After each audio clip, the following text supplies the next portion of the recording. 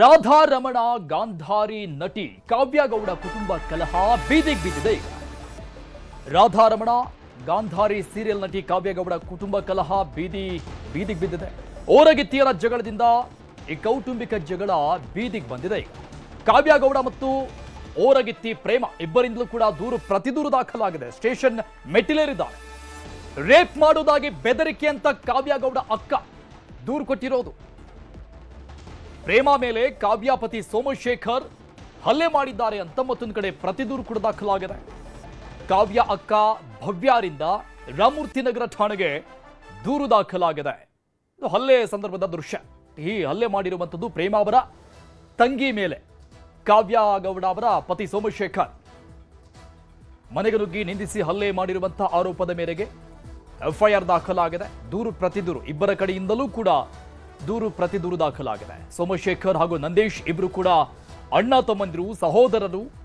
ಸೋಮಶೇಖರ್ ಪತ್ನಿ ಕಾವ್ಯ, ನಂದೀಶ್ ಪತ್ನಿ ಪ್ರೇಮ, ಎಲ್ಲರೂ ಕೂಡ ಜಾಯಿಂಟ್ ಫ್ಯಾಮಿಲಿ, ಒಂದೇ ಮನೆಯಲ್ಲಿ ವಾಸವಾಗಿತ್ತು. ಹೀಗಾಗಿ ಕಾವ್ಯಗೌಡ ಮತ್ತು ಪ್ರೇಮ ಮಧ್ಯೆ ಮನಸ್ತಾಪ ಶುರುವಾಗಿತ್ತಂತೆ. ಈಗ ಅವರು ಮಾಡ್ತಾ ಇರುವಂತಹ ಆರೋಪಗಳನ್ನ ನೋಡ್ತಾ ಇದ್ರೆ, ಅವರ ತಂದೆ ಕಟ್ಟಿಸಿರುವಂತಹ ಮನೆ ಏನಿದೆ, ಅಂದ್ರೆ ಸೋಮಶೇಖರ್ ಮತ್ತು ನಂದೀಶ್ ಅವರ ತಂದೆ ಕಟ್ಟಿಸಿರುವಂತಹ ಮನೆ ಅತಿ ಬಂಗ್ಲೆ ರೀತಿಯಾದಂತಹ ಮನೆ ಇದೆ. ಆ ಮನೆಗಾಗಿ ಈ ರೀತಿಯಾದಂತಹ ಜಗಳ ಶುರುವಾಗಿದೆ. ನಮ್ಮನ್ನು ಹೊರಗೆ ಹಾಕಬೇಕು ಅನ್ನುವಂಥ ರೀತಿಯಲ್ಲಿ ಹಲ್ಲೆ ಮಾಡಿದ್ದಾರೆ ಅಂತ ಪ್ರೇಮ ಅವರು ಗಂಭೀರ ಆರೋಪ ಮಾಡಿದ್ದಾರೆ. ಈ ಸಂಬಂಧಪಟ್ಟಂಗೆ ದೂರು ಕೂಡ ದಾಖಲು ಮಾಡಿದ್ದಾರೆ. ಸಂಬಂಧಿಕರು ಮನೆಗೆ ಬಂದದ್ದಾಗ, ಅಂದ್ರೆ ಪ್ರೇಮ ಅವರ ಸಂಬಂಧಿಕರು ಮನೆಯಲ್ಲಿ ಗಲಾಟೆ ನಡೆದು ಈಗ ರಾಮಮೂರ್ತಿನಗರ ಪೊಲೀಸ್ ಸ್ಟೇಷನ್ನಲ್ಲಿ ಇಬ್ಬರ ಕಡೆಯಿಂದಲೂ ಕೂಡ ಪ್ರತಿದೂರು ಕೂಡ ದಾಖಲಾಗಿದೆ. ಈ ಮೂಲಕವಾಗಿ ನಾವು ಕಾನೂನಾತ್ಮಕವಾಗಿ ಹೋರಾಟವನ್ನ ಮಾಡ್ತೀವಿ ಅನ್ನುವಂಥ ನಿಟ್ಟಿನಲ್ಲಿ ಎರಡೂ ಫ್ಯಾಮಿಲಿಗಳು ಆಚೆಗೆ ಬಂದಿದ್ದಾವೆ. ಸ್ಟೇಷನ್ ಮೆಟ್ಟಿಲೇರಿರು ಓರಗೆತ್ತಿಯರ ಜಗಳ. ಇನ್ನು ಕನ್ನಡದ ಧಾರಾವಾಹಿಗಳಲ್ಲಿ ನಡೆಸ್ತಾ ಇದ್ದಂಥ ಕಾವ್ಯ ಗೌಡ ಅವರ ಕೌಟುಂಬಿಕ ಕಲಹ ಇದು. ನಟಿ ಕಾವ್ಯ ಗೌಡ ಮೇಲೆ ಹಲ್ಲೆ ಮಾಡಿರುವಂತಹ ಆರೋಪ ಕೂಡ ಇದೆ.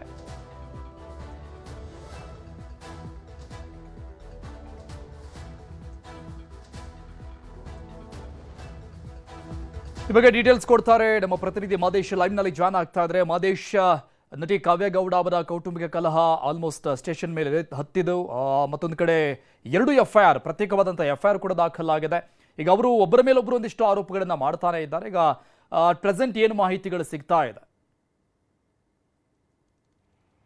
ಅರುಣ್, ಈಗಾಗಲೇ ನಟಿ ಕಾವ್ಯಗೌಡ ಅವರ ಕೌಟುಂಬಿಕ ಕಲಹ ವಿಚಾರಕ್ಕೆ ಸಂಬಂಧಪಟ್ಟಂತೆ ರಾಮಮೂರ್ತಿನಗರ ಪೊಲೀಸ್ ಠಾಣೆಯಲ್ಲಿ ಪ್ರಕರಣವನ್ನು ದಾಖಲಿಸಿಕೊಳ್ಳುವಂಥ ಕೆಲಸವನ್ನು ಮಾಡಲಾಗಿದೆ.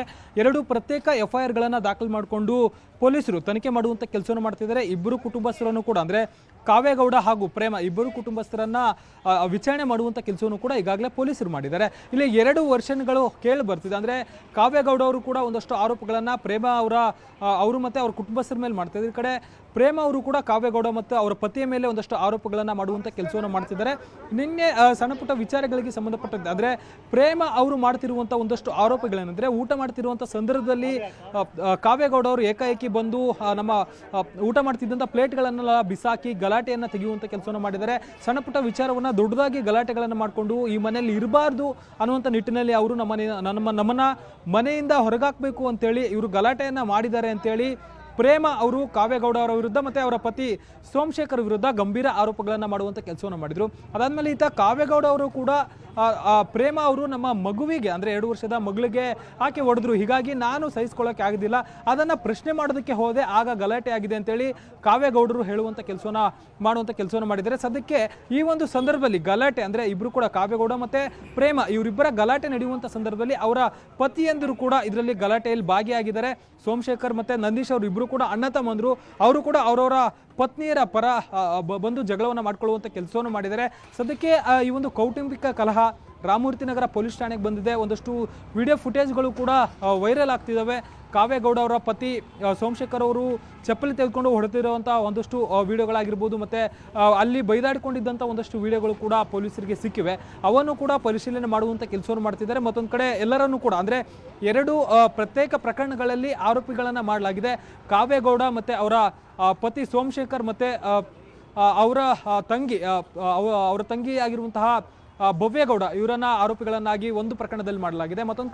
ಮತ್ತೊಂದು ಪ್ರಕರಣದಲ್ಲಿ ಅಂದ್ರೆ ಕಾವ್ಯಗೌಡ ಅವರು ನೀಡಿರುವಂತಹ ದೂರು ನೀಡಿರುವಂತಹ ಪ್ರಕರಣದಲ್ಲಿ ಈಗಾಗಲೇ ಪ್ರೇಮ ಮತ್ತು ಅವರ ಪತಿ ನಂದೀಶ್ ಮತ್ತು ಅವರ ಅಪ್ಪ ರವಿ ಅವರು ಇವರನ್ನು ಕೂಡ ಅಲ್ಲಿ ಆರೋಪಿತರನ್ನಾಗಿ ಮಾಡಲಾಗಿದೆ. ಒಟ್ಟು 2 ಪ್ರಕರಣಗಳನ್ನು ಕೂಡ ದಾಖಲಿಸಿಕೊಂಡು ಪೊಲೀಸರು ತನಿಖೆ ಮಾಡ್ತಿದ್ದಾರೆ. ತನಿಖೆ ನಂತರವೇ ಇಲ್ಲಿ ಯಾರ ತಪ್ಪು, ಅಸಲಿಗೆ ಗಲಾಟೆ ಆಗಿರೋದು ಯಾಕೆ ಅನ್ನುವಂಥದ್ದು ಗೊತ್ತಾಗಬೇಕಿದೆ. Arun, thank you Madesh ಡೀಟೇಲ್ಸ್ಗೆ.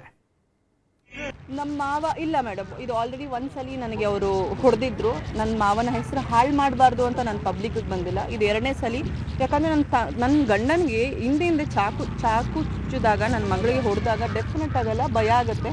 ಅದಾದ ನಂತರ ನಮ್ಮ ಮಾವನ ಲೈಕ್ ಮಾಡ್ತೀನಿ ಅಂದಾಗೂ ನನಗೆ ಅದು ಸ್ವಲ್ಪ ನಂಬಿಕೆ ಭಯ ಆಯಿತು. ಯಾಕಂದರೆ ನನಗೆ ಇನ್ನೂ ಏನಾದರೂ ಹೆಚ್ಚು ಕಡಿಮೆ ಆದರೆ ನನಗೆ ಕಾನೂನು ಮೊರೆ ಹೋಗಲೇಬೇಕು. ಆ ಅಪ್ಪ ಒಂದು ಮಾತು ತೊಗೊಳ್ತಾನೆ, ರೇಪ್ ಕೇಸ್, ಲೈಕ್ ರೇಪ್ ಮಾಡ್ತೀನಿ ಅಂತ, 100 ಜನದ ಮುಂದೆ ಮಾಡ್ತೀನಿ ಅಂತ. ಸೊ ಆ ಅಪ್ಪಂಗೆ ಏನಾದರೂ ಧೈರ್ಯ ಇದ್ದರೆ ತೊಗೊಳ್ಳಿ ಸರ್. ಏನು ಸರ್ ಅವ್ರು ಹಂಗೆಲ್ಲ ಅಂದಾಗ ನನಗೆ ಹೆಂಗೆ ಸರ್, ನನ್ನ ಹೆಂಗೆ ಸರ್ ಮಾಡ್ಕೊಳ್ಳಿ, ನೀವೇ ಹೇಳಿ. ಅಷ್ಟು ಚೆನ್ನಾಗಿ ಬಂದು ಹೊಡಿಬೇಕಾದ್ರೆ ನಾನು ಹೆಣ್ಮಗು, ನಮ್ಮನೆ ತುಂಬ ದೊಡ್ಡದು ಸರ್, ನೀವು ಯಾರೋ ಹೋಗಿರ್ಬೋದು ನೀವು, ನಮ್ಮನೆ ತುಂಬ ದೊಡ್ಡದು. ಅಲ್ಲಿ ನಡಿಬೇಕಾದ್ರೆ ಎಲ್ಲ ನನ್ನ ಮನೆ ಬಂದು ಸೌತ್, ನಾನು ಮದುವೆ ಆಗಿರೋದು ನಾರ್ತಿಗೆ, ಸೌತ್ ನನ್ನ ಮನೆ ಕಡೆಯಿಂದ ಎಲ್ಲರೂ ತುಂಬಿಕೊಂಡ್ರು, ನನ್ನ ಮೇಲೆ ಅಟ್ಯಾಕ್ ಮಾಡಿದ್ರು. ಒಂದು ಹೆಣ್ಮಗು ಮಾಡ್ತಾರೆ, ಅವ್ರು ಮಾಡಿದಾರೆ ಒಂದೋಸ್ಕರ ಅಷ್ಟೇ. ಹೌದಾ ಸರ್, ಆಸ್ತಿಗೋಸ್ಕರ ಅನ್ಕೊಳ್ಳಿ ಸರ್, ನಾನೇನು ಮಾಡಿ ಅದು ನೀವು ಅಲ್ಲಿ ಕೇಳಬೇಕು ಸರ್. ನೀವು